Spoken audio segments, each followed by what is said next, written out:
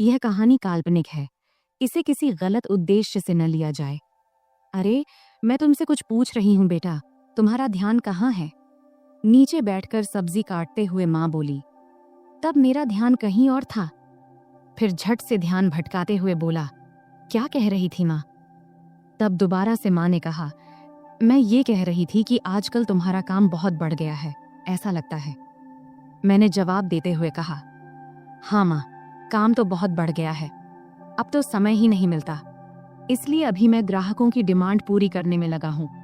बस थोड़े दिन आप इंतजार कर लो, सब खत्म होते ही जल्द ही मैं आपको फ्री मिलूंगा। नमस्ते दोस्तों, आज की इस कहानी में आपका स्वागत है। मेरा नाम अभय है और आज मैं आपको अपनी और अपने माँ की कहानी सुनाने वाला हूँ। मेरे माता पिता का तलाक उनकी शादी के 5वें साल में ही हो गया था। उस समय मेरी उम्र सिर्फ 4 साल थी और मेरी माँ 24 साल की थी। तब मेरे नाना ने मेरी माँ से उनकी दूसरी शादी के लिए कहा, लेकिन तब माँ ने साफ साफ शादी से मना कर दिया था। तब कोर्ट के फैसले के अनुसार पापा हर महीने 40,000 रुपए और रहने के लिए एक घर दिए थे, जिससे हमारी सारी जरूरतें पूरी हो जाती थीं। तब हम एक सोसाइटी में एक बेडरूम और एक किचन के फ्लैट में रहते थे। तब घर में सिर्फ मैं और माँ ही थे, इसलिए हम दोनों एक दूसरे से ही बातें किया करते थे। मेरी माँ का स्वभाव थोड़ा सख्त था, लेकिन हम दोनों एक दूसरे का ख्याल अच्छे से रखते थे। अब मेरी उम्र 28 साल है और मेरी माँ 48 साल की है। मैंने ग्रेजुएशन के बाद फैशन डिजाइनिंग का कोर्स किया था और एक बड़े डिजाइनर के साथ काम करना शुरू किया। वहां से बहुत कुछ सीखने के बाद मैंने अपना खुद का सिलाई की दुकान खोला, जो धीरे धीरे अच्छा चलने लगा।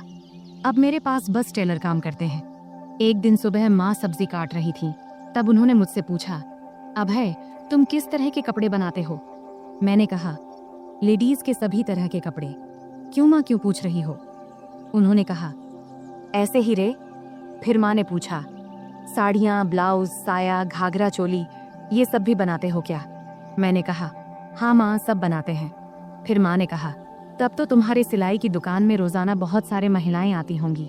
इस पर मैंने कहा, हाँ माँ, बिजनेस किया है तो पुरुष महिलाएं सब तो आएंगी ही ना। फिर आगे माँ ने पूछा, तो बेटा महिलाएं का नाप कौन लेता है? कोई आदमी रखा है क्या? तब मैंने कहा, हाँ माँ, सब मैनेज हो जाता है, आजकल सब चलता है, लेकिन तुम इतना क्यों पूछ रही हो? इस पर माँ ने कहा, मुझे भी कुछ ब्लाउज सिलवाने हैं। मेरी जो दोस्त थी उसने अब काम छोड़ दिया है। मैंने कहा, माँ, आप इतने देर से पहेलियाँ क्यों बुझा रही थी? अगर आपको ब्लाउज बनवाना है तो इसमें दिक्कत क्या है? तुम अपना पुराना ब्लाउज दे दो, मैं टेलर को दे दूंगा, वह बना देगा, फिर लाकर तुम्हें दे दूंगा। इतना सुनते ही माँ ने कहा, मेरा कोई भी ब्लाउज अब फिट नहीं होता है, नई नाप लेनी पड़ेगी। इस पर मैंने कहा, ठीक है माँ, मैं टेलर को बोल दूंगा, कल टेलर आकर तुम्हारी नाप ले लेगा। अब तो कोई दिक्कत नहीं है ना? तभी माँ बोली, बेटा, मुझे ऐसा नहीं लगता कि मैं किसी अजनबी आदमी को अपना नाप लेने दूंगी। मैंने कहा, माँ, अगर आप नाप नहीं देंगी तो फिर ब्लाउज कैसे सिलाएगा? फिर थोड़ी देर सोचने के बाद माँ ने कहा, तू ही क्यों नहीं मेरा नाप ले लेता? यह सुनकर मैं हैरान होकर बोला, मैं? ये कैसे हो सकता है? माँ ने जवाब दिया, इसमें क्या है, मुझे तुझसे नाप लेने में कोई दिक्कत नहीं होगी। अब मैं थोड़ा असमंजस में पड़ी एज गया था, क्योंकि दूर से देखने और किसी को छूने में बहुत फर्क होता है। लेकिन तब यह हाथ आया, मौका छोड़ना भी मुझे सही नहीं लगा। उस दिन सोमवार का दिन था और उस दिन विश्वकर्मा पूजा था, तो सिलाई की दुकान बंद था। तब मैंने सोचा कि आज ही ये काम कर लेना चाहिए। फिर सुबह नाश्ता करके मैं सिलाई की दुकान से कुछ एल्बम और माप लेने का सामान लेकर आ गया। तब मैंने ऐसे एल्बम चुना था जिनमें डिजाइन वाले ब्लाउज दिखाए गए थे। इनमें से कुछ बहुत ही छोटे और बैकलेस थे। फिर मन ही मन मैंने तय किया कि आज ये काम अच्छे से पूरा करना है। 12 बजे जब मैं घर पहुंचा तब माँ रसोई में थी। उन्होंने मुझसे कहा, बेटा, आ गया तू? सामान ले आया? तब मैंने कहा, हाँ, सब ले आया हूँ, अब तुम जल्दी से अपना काम खत्म कर लो। फिर थोड़ी देर बाद माँ मेरे पास आकर बैठ गई और एल्बम देखने लगी। तब वह हल्की पीली साड़ी पहनी थी और उनकी साड़ी का कपड़ा इतना पतला था कि शरीर की रूपरेखा दिख रही थी। तब मैं माँ को देखते देखते खो गया। तभी उन्होंने तेज आवाज में कहा, अभय, सुन रहा है तू? तब मैं चौंक कर बोला, हाँ, क्या हुआ माँ? तब माँ ने एल्बम दिखाते हुए कहा, इतने छोटे ब्लाउज कैसे पहन सकती हूँ मैं? मुझे ये डिजाइन पसंद नहीं है। तब मैंने समझाया, अरे ये सब तो बस डिजाइन दिखाने के लिए है, तू वैसे ही सिलवा लेना जैसा तुझे पसंद हो। फिर थोड़ी बहस के बाद माँ मान गई और बोली, ठीक है चल अंदर माप ले ले। तब हम बेडरूम में गए। फिर मैंने माप लेने के लिए टेप निकाला। तब माँ खड़ी हो गई और बोली, सही से माप लेना ताकि बाद में दिक्कत कोई ना हो। तब मैं अपनी माँ का नाप लेने के लिए तैयार था। अपने मन पर और खुद पर पत्थर रखकर मैंने यह काम शुरू किया। तब मैं पूरी कोशिश कर रहा था कि यह काम एक प्रोफेशनल टेलर की तरह करूं, लेकिन इस दौरान मेरे दिल की धड़कन तेज हो गई। तभी माँ ने और करीब आकर मुझसे कहा, चल जल्दी कर, मुझे और काम भी करना है। फिर मैंने माप लेना शुरू किया और पहले मैंने माँ के बाजू, कंधे और कमर का नाप लिया। फिर थोड़ा रुककर मैंने माँ से पूछा, माँ ब्लाउज के नीचे की पट्टी इतनी छोटी क्यों होती है? इससे परेशानी नहीं होती क्या? मैंने सुना है कि कई महिलाओं को वहाँ के कपड़े काटने से दिक्कत होती है, क्या तुम्हें कभी ऐसा हुआ है? इस पर माँ ने सिर झुका लिया और कहा, मुझे तो अभी तक कोई दिक्कत नहीं हुई। फिर मैंने कहा, मुझे लगता है कि तुम्हें थोड़े बड़े डिजाइन के ब्लाउज सिलवा लेने चाहिए। इस पर माँ ने हामी भरी और मैं फिर नाप लेने लगा। मैंने गले का नाप लेना शुरू किया। टेप को माँ की गर्दन के चारों ओर रखा। तब मैंने यह ध्यान रखा कि मेरी उंगलियां उनकी त्वचा को न छुएं और उनसे 1 इंच की दूरी पर रहें। फिर आगे मैंने पूछा, गला इतना रखना है या थोड़ा कम ज्यादा करूं? क्योंकि मेरी माँ का गला थोड़ा बड़ा था और वहाँ थोड़ी सी गहराई दिखाई दे रही थी, इसीलिए मैंने थोड़ा झिझकते हुए कहा, माँ तुम्हें क्या ठीक लगेगा? माँ ने मुस्कुराते हुए कहा, बेटा तुम तो अब इस काम में माहिर हो गए हो। मैंने जवाब दिया, माँ तुम जैसा कहोगी मैं वही करूँगा। फिर माँ ने फिर कहा, टेप को इतना दूर क्यों रखा है? इसे सही जगह पर रखो, तभी नाप सही आएगा। ये कहते हुए माँ ने टेप को अपने हाथ से सही जगह पर लगा दिया। इस दौरान मेरे हाथ पहली बार माँ की गर्दन को छू गए। तब मुझे ऐसा लगा जैसे मुझे जोर का झटका लगा हो, लेकिन मैंने खुद पर काबू रखा और उस पल का पूरा आनंद लिया। तभी माँ ने कहा, ये पुराने ब्लाउज अब टाइट हो गए हैं, अब मैं थोड़ा ऊंचे और गहरे गले के ब्लाउज सिलवाने की सोच रही हूँ। तुम्हें क्या लगता है? अब है, तुम तो इतनी महिलाओं के कपड़े सिलते हो, बताओ मेरे शरीर के हिसाब से क्या और कैसे अच्छा लगेगा। तब मैंने सोचा कि अगर मैंने अब आगे कदम नहीं बढ़ाया तो मैं अपने आप तक ही सीमित रह जाऊंगा। इसलिए मैंने अलग अलग तरकीबें आजमाने का फैसला किया। मैंने माँ को बड़ी सहजता से अपने सिलाई की दुकान में बनने वाले अलग अलग डिज़ाइन के ब्लाउज के बारे में बताने और समझाने का सोचा। मैंने कहा, मुझे लगता है कि गला जितना गहरा है उतना ही काफ़ी है, लेकिन अगर गले को गहरा रखकर बाकी हिस्से को थोड़ा बड़ा बना दिया जाए तो कैसा रहेगा? फिर मैंने टेप को उनके गले से निकालते हुए कहा, और गले को थोड़ा और गहरा बनाने में क्या दिक्कत है? फिर माँ बोली, बाकी हिस्से को बड़ा कैसे करेंगे ये बताओ। अब माँ भी थोड़ा सहज होने लगी थी और यही मैं चाहता था। मैंने कहा, 1 मिनट रुकिए, मैं आपको समझाता हूँ, लेकिन उससे पहले आखिरी माप ले लेनी दीजिए। फिर मैंने कहा, आप दोनों हाथ को थोड़े ऊपर उठाओ। अब मैं उसके पीछे जाने वाला था। उसने हाथ उठाए ही थी कि मैं उसके करीब आकर उसकी पीठ के पीछे से अपने हाथ ले गया। फिर मैंने उसके कंधों पर हाथ रखा और उसे धीरे धीरे उसकी कमर के बीच तक लाकर नाप लिया और बोला, माँ यह 34 इंच आ रहा है। चलो एक काम करते हैं, 33.5 या 34.5 ही ले लेते हैं। वैसे भी सिलाई करते वक्त अलग अलग डिज़ाइन के लिए थोड़ा बहुत अंतर रखना पड़ता है। फिर मैंने माँ से पूछा, माँ क्या आपको बुरा लग रहा है माप लेने से? माँ ने जवाब दिया, नहीं बेटा, ज़्यादा नहीं। फिर मैं थोड़ा झिझकते हुए उसकी साड़ी के 34 इंच का माप लेते हुए बोला, माँ अब बता, तेरा माप तो लगभग सब सही है। उसने कहा, थोड़ा टाइट लग रहा है बेटा। फिर मैंने टेप को गले में डालकर कहा, अब यहाँ आईने के सामने आ जाओ। फिर मैंने उसके दोनों कंधे पकड़कर उसे आईने के सामने खड़ा कर दिया। तब उसके चेहरे पर एक सवालिया भाव था। फिर मैंने कहा, माँ सब बताता हूँ, थोड़ा सा रुक जा, पहले पानी पीकर आता हूँ, तुझे चाहिए क्या? तब उसने सिर हिलाकर मना कर दिया। फिर मैं रसोई में गया, पानी पिया और खुद को थोड़ा ठीक किया। फिर कुछ आगे का सोचने लगा कि अब यह सब करते हुए मैं अगले कौन सा कदम बढ़ाऊं। तब 2-3 विकल्प मेरे मन में आए। फिर मैं वापस बेडरूम में आ गया। तब माँ ने अपना पल्लू फिर से कंधे पर ठीक से ले लिया था, लेकिन 6 फुट के बड़े शीशे के सामने वह बेहद ही सुंदर लग रही थी, जिसे मैं शीशे में ही निहारने लगा। तभी माँ बोली, कहाँ ध्यान है बेटा, इधर देखो, अब मैं तुझे इसी ब्लाउज में बदलाव करके दिखाती हूँ। जैसा कि तूने मुझसे कहा कि हम गले को 1 इंच गहरा कर लेते हैं। फिर उसने कहा, तू ऊपर वाला हुक खोल और ऊपरी किनारों को अंदर मोड़ कर देख। तब उसे ठीक से समझ नहीं आया तो उसने प्रश्न भरी नजरों से मेरी ओर देखी और बोली, मुझे समझ नहीं आ रहा, तू ही कर ले, मैं यह तुझ पर छोड़ती हूँ। तब तीर सीधे निशाने पर लगा था और मुझे भी यही चाहिए था। फिर मैंने आराम से उसके हुक खोले और किनारों को उलटी दिशा में अंदर की तरफ मोड़ने लगा। मैं ऐसा कर रहा था और वह खुद को शीशे में देख रही थी। फिर मैं जल्दी जल्दी अपने काम निपटाने लगा। उस दिन मुझे भी एक अजीब सा सुकून मिल रहा था। जब मेरा काम हो गया तो मैं उसके और ड्रेसिंग टेबल के बीच से हटकर एक तरफ हो गया और उससे कहा, देखो, अब यह वैसे ही है जैसा तुम चाहती थी, 1 इंच गहरा। क्या लगता है, अब बताओ। फिर माँ ब्लाउज की तरफ देखने लगी और मुझसे बोली, अभय, तुझसे सच कहूँ तो ऐसे गले में मुझे बहुत आराम महसूस होता है।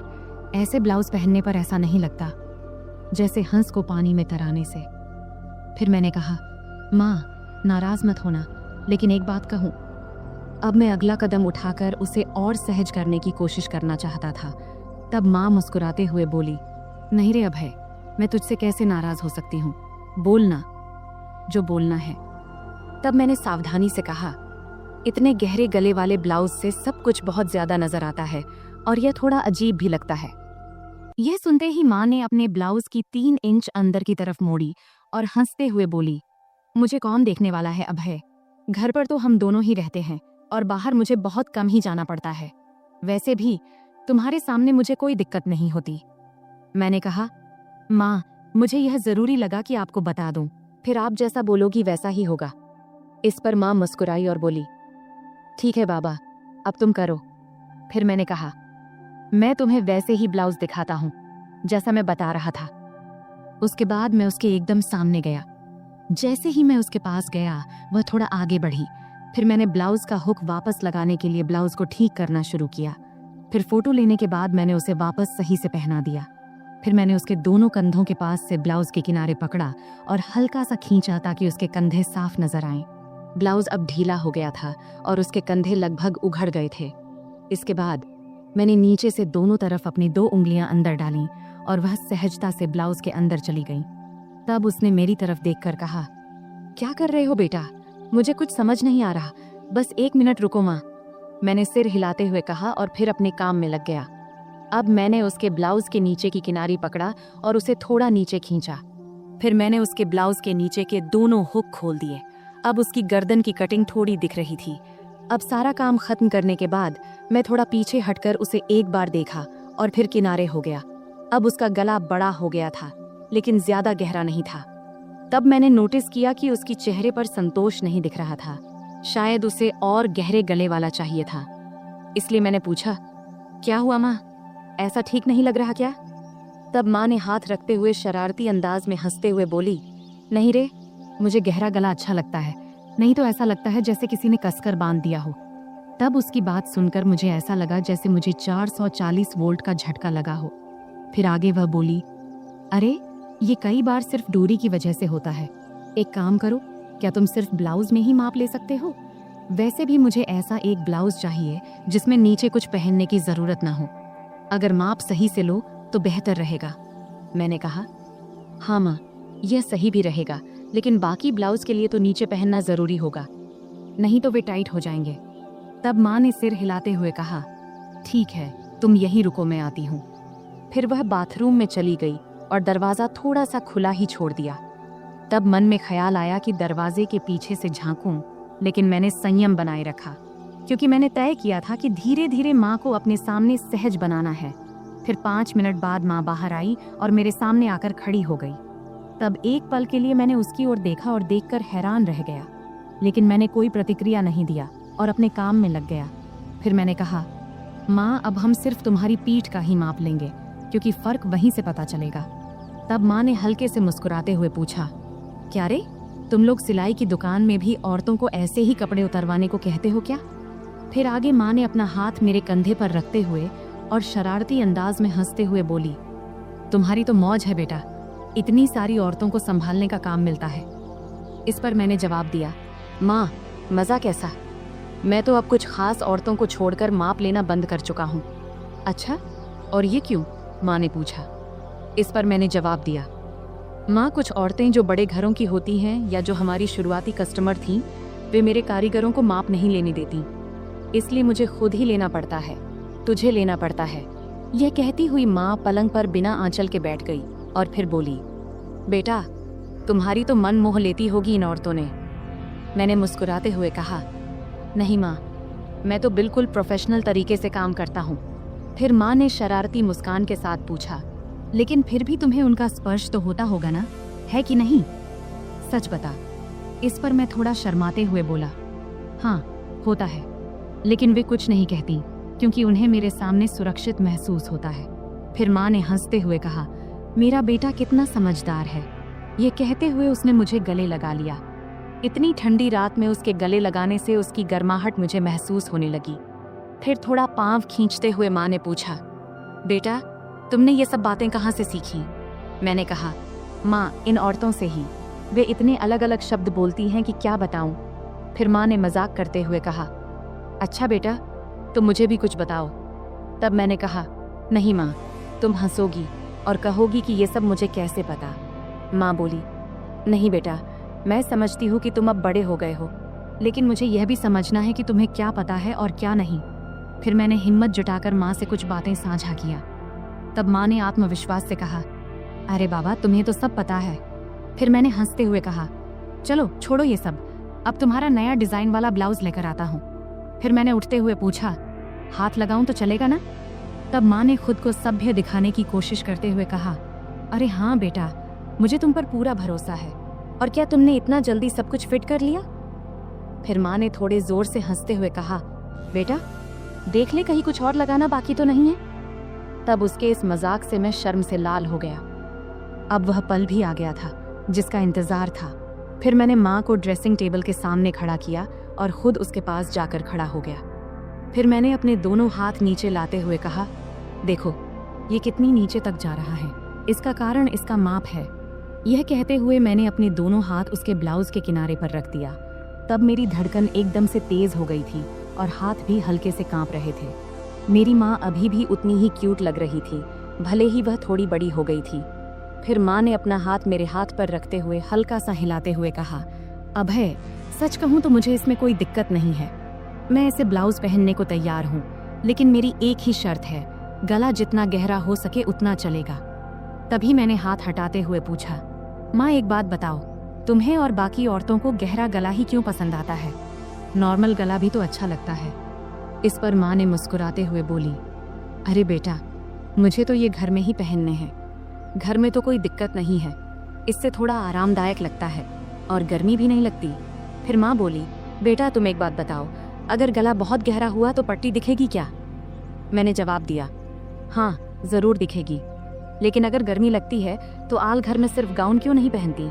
खैर, कुछ ना पहनोगी तब भी चलेगा, मैं तुम्हारे लिए एक सुंदर स्लीवलेस गाउन सिलवा देता हूँ। तब माँ ने अपना नाक सिकोड़ते हुए कहा, गाउन, और वह भी स्लीवलेस? मुझे पसंद नहीं है। तब मैंने समझाते हुए कहा, अरे, घर में तो कोई दिक्कत नहीं है, वैसे गर्मी में पेटीकोट भी नहीं पहनोगी तो और आरामदायक लगेगा।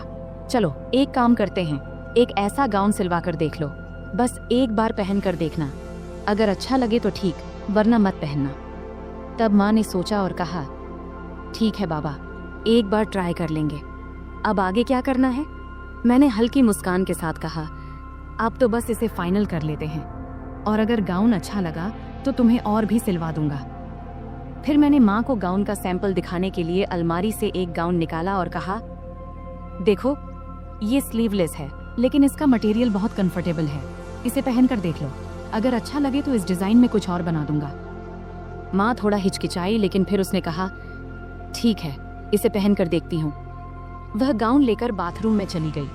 तब मैं थोड़ा नर्वस था, लेकिन खुद को शांत रखने की कोशिश कर रहा था। कुछ देर बाद माँ बाहर आई।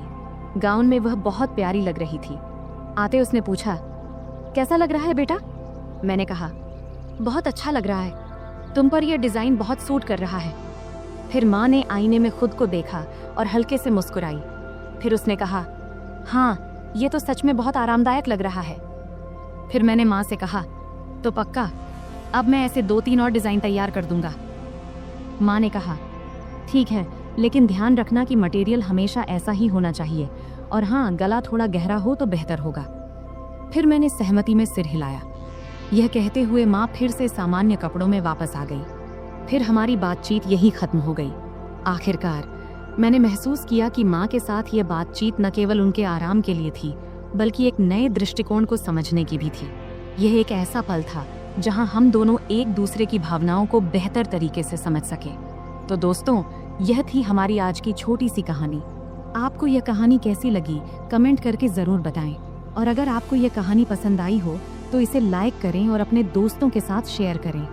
आगे भी ऐसी ही रोमांचक कहानियों के लिए हमारे चैनल को सब्सक्राइब करें और बेल आइकन दबाना न भूलें, ताकि आप हमारी कोई भी कहानी मिस न करें। धन्यवाद।